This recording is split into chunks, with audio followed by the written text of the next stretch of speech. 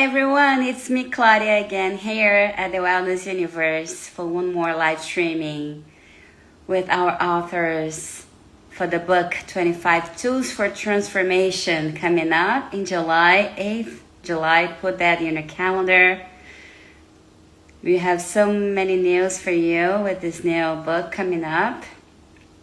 And the event, the Transformation Journey, starting in October. Hi, Gillian Hood, my guest today.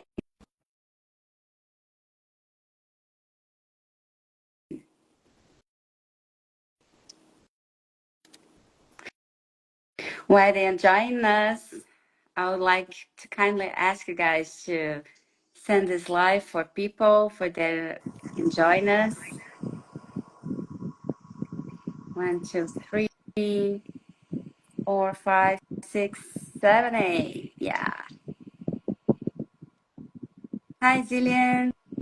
Hi there. How are you? I'm good. How are I'm you? good. Thank you. Thank you for joining us today. Yeah, my pleasure. Laurina is joining us as well for this interview. Hello. Hello, Claudia. Can you hear Yes, me? I can hear you. Can you hear us? Wonderful. Yes. I'm so excited to talk about you guys today with your chapters. And we are excited, I am sure, to be able to share our Absolutely. chapters with you. First question I would like to ask for you girls. How was writing for 25 Tools for Transformation? What this new book it's different for you in different ways? Go ahead. I'll go ahead. So this is my first actual publishing experience, Wow. like book wise. So it's been a learning experience, but I've really enjoyed it, and it's been amazing to do it with the Wellness Universe, to have that support. And it's been work, but it's been very helpful to have that support, and I've really enjoyed it. And I love it. I would, yeah, me too. But I would also add that it is a wonderful feeling to have the growth that I've had through this, and Mm-hmm. know that I've got the support and somebody's giving me some backbone, so that I don't feel as if I've got to handle this all on my own. Because I've got to tell you, if I had to handle it all on my own, forget it. I would Yeah. not be able to accomplish what I did. And I was really quite amazed. It's a great cast of people, team that Anna has put together. Amazing. I have a feeling like the transformation is like a process that is still going on because it started when you first came up with the idea, what kind of chapter will you write? And then right after you finish, we will still have the feedbacks with our readers. So the transformation is a process, an ongoing process. Yeah, for sure. I can't wait for that part to come. Well, I have to say that, in writing this, it's amazing how you end up transforming as you're writing it, and recalling some of, well, at least for me, recalling some of the situations that I had experienced as I was growing up, and to be able to really put it in black and white, because I've not done that before. I'm talked about it, I've shared it, but I've never put it in black and white. So this was really a transformation for me. Amazing. Yeah. Yeah. I think the biggest challenge for me was trying to figure out which particular situation to write about, because so many of my experiences flow into the tool that I'm sharing in my chapter. And yeah, so I hope I picked the right one. I wanted to pick one that most people could relate to. Definitely. Gillian, because your chapter is the ninth chapter talking about mutual trust and find peace with food in your body. And I think this is so important nowadays. Like people sometimes they put their anxiety and their emotions, they eat their emotions, not Hmm. exactly the food. How was for you this process and what you're sharing? This is story specific in your chapter. Yeah. So I lived with an eating disorder from a very young age, and it was progressive. It morphed and changed over the years, but really, I wasn't able to stop, dealing with it. I wasn't able to break it until I stopped dieting. And so many people believe, and I think the attitudes are changing now, but not fast enough. So many people believe that dieting is the way to solve your problems with food, and it's not. It just exacerbates.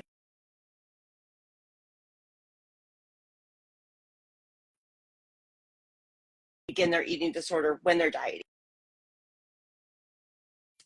of controlling every single piece of food I put in my mouth and micromanaging everything and counting and all of those things for me to recover and be able to enjoy food again. And then of course I also had to learn how to regulate my emotions in a different way, rather than using food. But there was definitely a lot to it.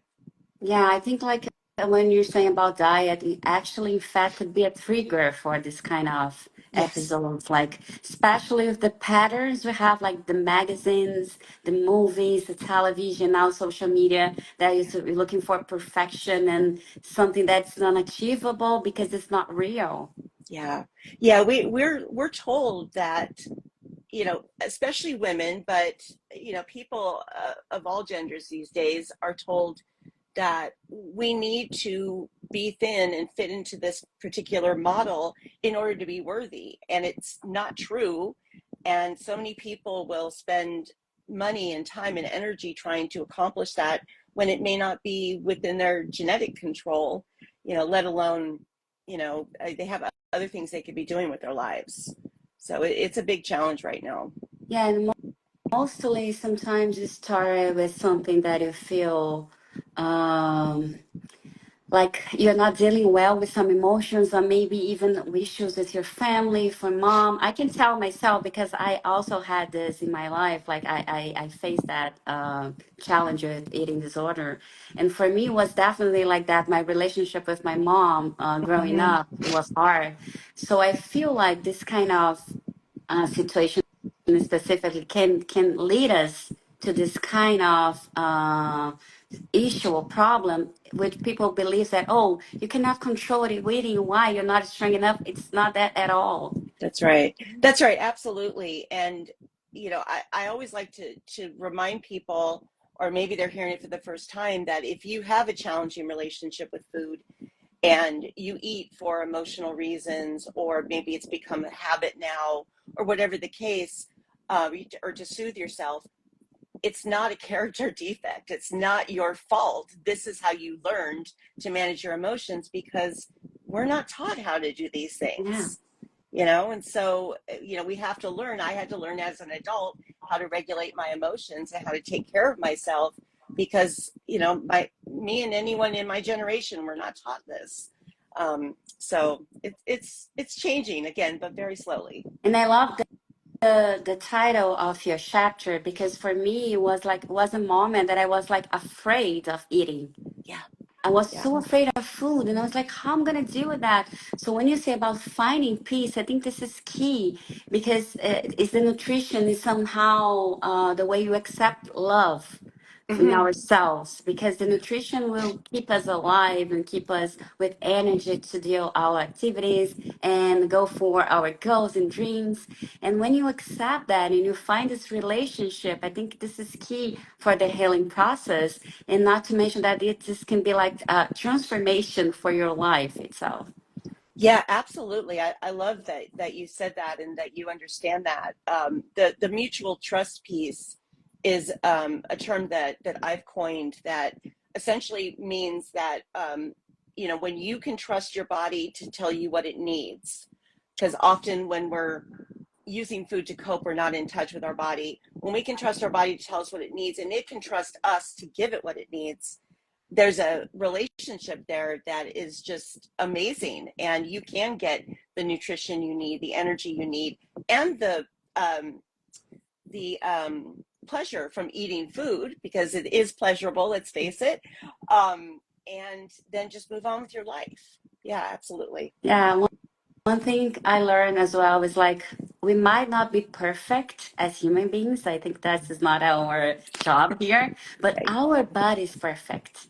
The way it flows, the way it works, it's like a dance, you know, everything's so perfection. So when you connect with that and listen to our body, that's the moment that we really feel and get this relationship in another way with, like, again, with self-love and self-care.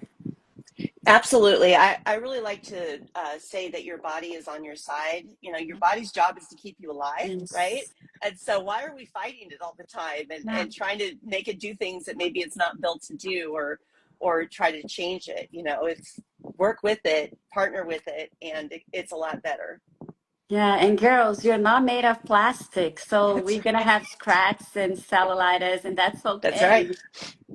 That's right. Absolutely. Yeah. It's going to happen. And Lorena, your chapter, you're talking about power, and from pain to power, that changes everything. And I think it's connected as well somehow because again, it's our body, it's our energy, and how you put all of that together to change your life and to live your best life. Absolutely. So one of the things I always ask my clients, and when I'm speaking in front of people, how much life is there if you have no energy? And they all say, none.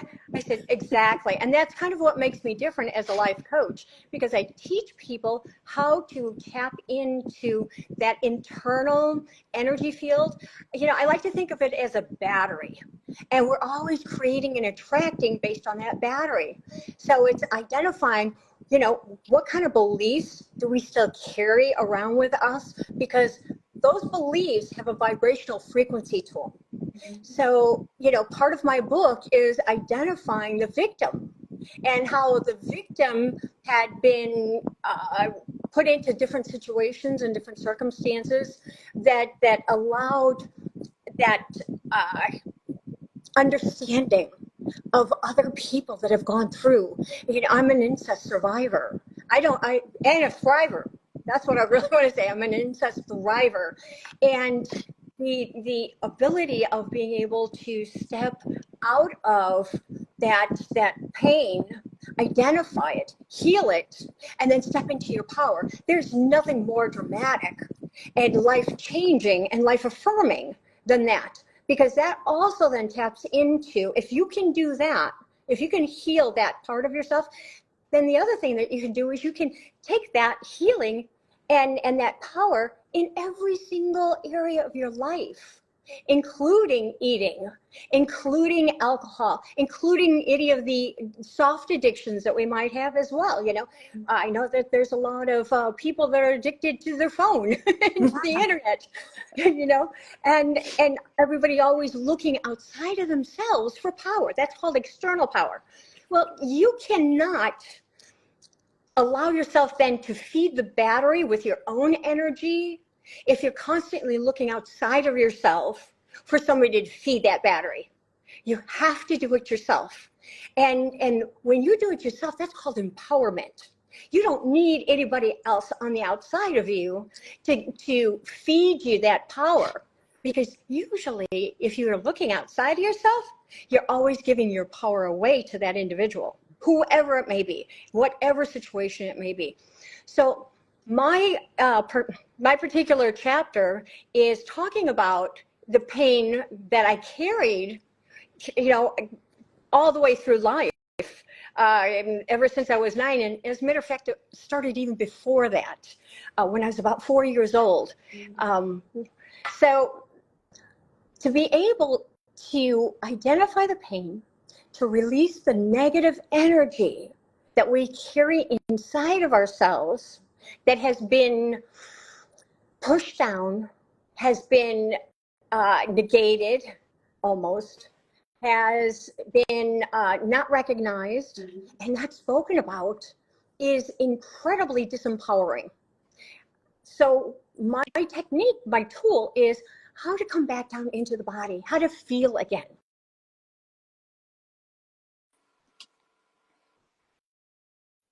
And being the fact that we're all energy, it's absolutely essential to understand how we can manifest our dreams and desires and goals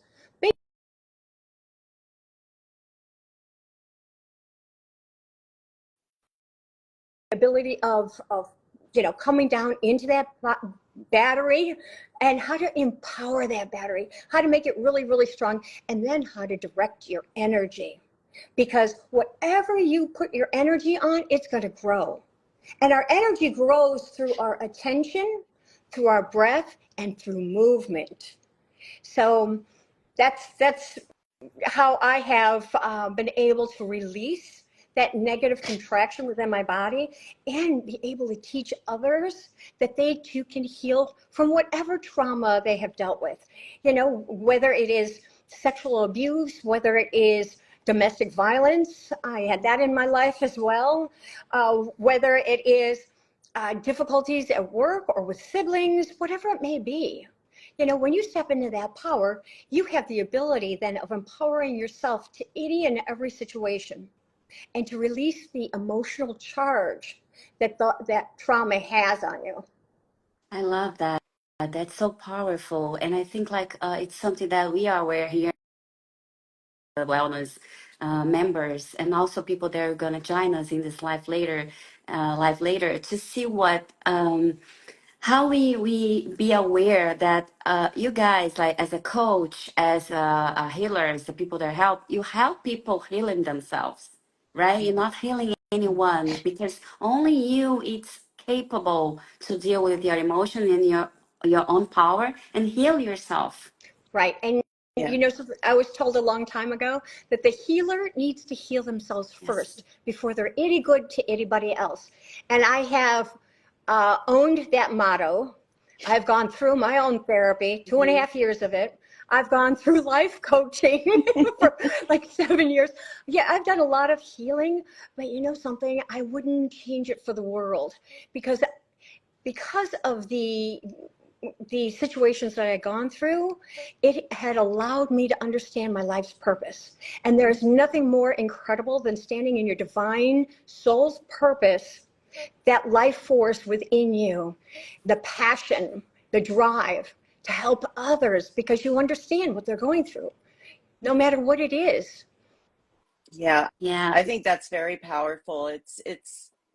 I think that the reason why, I've worked with so many clients and so many people have come to me to help them with their issues with food and body is because I have been there. And that's not to say that everyone who works in this area has to have gone through it, but there is something very powerful about the empathy and the understanding and all the nuance that comes with, for example, an eating disorder or disordered eating. There's so much shame and guilt, and to be able to tell someone, you don't have to feel that way, that there's no reason to feel that way and you're not alone, is really powerful. Yes, it is very powerful. And I totally agree with you. And, that's pretty much for any addiction that an individual is dealing with. In a little past note, we are just the facilitators for the healing. We cannot heal anybody. We just facilitate it. So we give guidance, we give leadership, I'm one of the biggest cheerleaders. And, when one of my clients has an amazing success, I'm sitting there going, yay, yay, I get chills all over and everything, because their success means that they have decided to apply the tools and techniques that I have taught them, and they're finding success with it. And that just thrills me, because, I find that it's a privilege. I believe it's a privilege for me to have them invite me into their life to help, to show them the way. And that is a great honor, and I do not take that lightly. I think it's also really important. I'm also a coach, and I think as coaches, we not only do we get to celebrate our client's success, but we get to sit with them in the middle of the pain, the stuckness, all of those things, and be their support system and remind them that they can get through it, and they will, but this is the process. And I think that, if I had that early on, it would have made a big difference in my recovery. Amazing. Yeah, and I think this is one of the reasons why this the guide for some complete self-care, this series, the 25 tools, and Anna just told us and remember us yesterday that this book specifically is much more than 25 tools. In fact, the one of the reasons of the successful, I think it's because you guys, the authors, you are capable to share your vulnerability, your own story, your own journey, the pain, all the process that you go through. And people, they say like, oh, I can relate to that pain. I can see that. Oh, she can, if she go through that, maybe I can go through as well because we are all humans. Yep. Right. Yes. Yes. And we've all dealt with some level of Yeah. pain as we've been growing up, you know, Mm-hmm. and I don't blame anybody, you know, because oh boy, I have a list. But then again, I had a Yeah. list.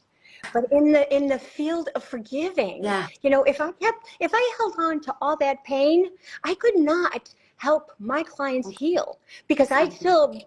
I'd still have an agenda running inside my head, and I would not be able to attain the energy from my heart, because that's what it's all about, is giving that energy from your heart and opening up and allowing the empathy to uh, to surround them, to hold them as they're going through it. But they also know that because of what I've gone through, they're going to make it to the other Yeah. end. There's, I hate to say it, there's a light at the end of the tunnel, and it's not another train. I love it. Yeah. I think the first thing when you're in the healing process is being peace with your biography, accept your life, what you've been through, because this made who you are, and embrace yourself. Yeah, your nicknesses, and then just go for it. Like, yeah, we are all humans. Sometimes we're gonna fall, but we need each other. The supportive group, it's so important as well. So yeah, I think this is so amazing, and it's so important that nowadays we can talk about emotions because I mean, you cannot take this for granted because 10 years ago, it's something like, oh, you're too emotional. And now Yeah. we know that it's important to have intelligence emotional much more than anything else. Yeah, and what I also know is that there's a difference between feelings and emotions. Yeah. When I Hmm. talk about feelings, it's tangible. It's within the body. I want to know where this Winner. particular, yeah, where are you feeling it? And with emotions, then there's emotions connected to it, attached to Yeah. it. You know, and sometimes you can have an emotion and the head has absolutely no idea why you're behaving in this way. You know, what's wrong with you? What's going on inside? Yeah, like automatic, right? Something like that. You Uh-huh. can't control. Yeah. Yeah. So I teach And people, oh, go oh, ahead. I'm Go ahead. sorry. I, Go ahead. I teach people how to quiet this thing Yeah. down, how to Yeah. shut it up, you know, because this thing's like, I call it the mental mob scene.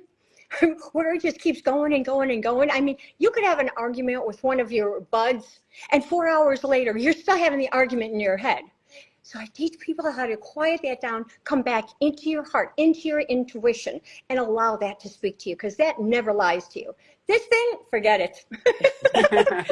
The other thing about emotions and feelings is one thing that I teach my clients is that when they're experiencing a negative emotion, feeling, whatever they want to, whatever they want to call it, I definitely want them to connect to it in their body as well. But it is indicative of a need that's not being met.